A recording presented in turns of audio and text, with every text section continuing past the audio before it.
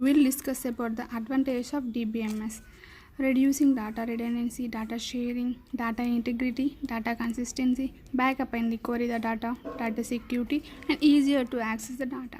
Here, first one is data redundancy. Data redundancy is we can also define it as duplication of data. Reducing data redundancy means saving piece of data held in multiple places. This means reducing redundancy specifies the avoiding of duplication of data and reducing the total amount of storage space required. In an ideal database design, all previously separated data files are integrated into a single logical structure.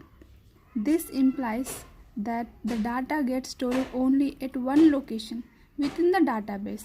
This minimizes the extra processing time to search the required data in a large mass of data. Moreover, it also helps in eliminating the inconsistencies in searching the exact data files required. However, the database approaches does not completely remove the redundancy, but it entitles the programmers to control the redundancy. This is the best way also. Second, data sharing. In this data sharing, users going to access the data among themselves based on authorization. Authorization means particular or related. In this data sharing summarizes that database access to both authorization internal and external users. Here, each user requires its one or more user views into the database. A user view can be defined as a logical representation of some part of database which is usually used by the user to perform the task. The creation of user view is done by the recognition of a form or report required by users on daily basis. In addition to this,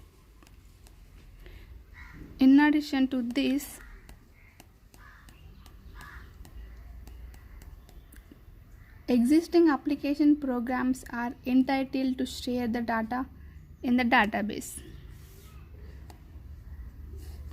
Third one is data integrity. In the data integrity, the data should be accurate for the data integrity. The data can be taken to the data integrity, it should be accurate. Then only it takes the data. Data consistency. Consistency means valid data.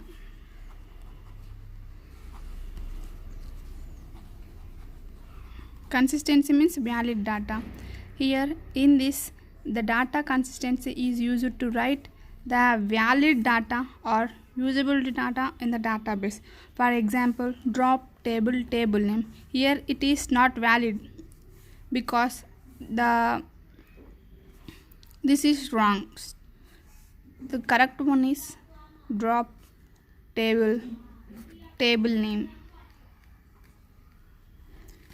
This is correct, it is strong, so in that way it is not valid, so it is cannot be written in the database because it is inconsistency, it is not consistency. Okay, backup and recovery. Here this backup and recovery tells it is used to protect the data from the users. Whenever hard drive get trashed or system failure occurs, then DBMS takes the backup and recovery steps to not lose the data. Data security. Here it is used to protect the data from the users and as well as the hackers. It protects the data to not go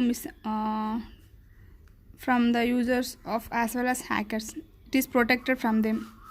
And easier way to access is we can use SMTP. SMTP means simple make transfer protocol. This helps us to the easier way for accessing the emails and etc. And these are the applications of DBMS. We know DBMS is the set of interrelated data and having some programs for accessing the data.